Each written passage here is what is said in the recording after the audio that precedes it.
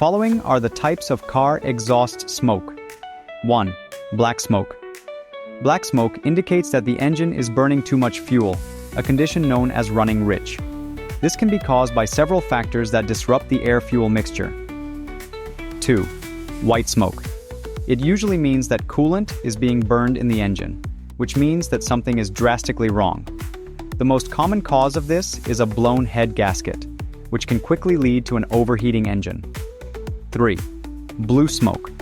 Blue smoke is a clear sign that your engine is burning oil. The liquid can leak into the combustion chamber where it is burned along with fuel. You'll probably notice your car misfiring when you turn the keys in your ignition, or find your vehicle shakes more than usual when idle. 4. Gray smoke. If the smoke from the exhaust pipe is either gray or bluish tinged, it generally means that your engine is burning oil inside the combustion chamber. Burning oil could be due to many causes, from leaky valve seals to bad piston rings.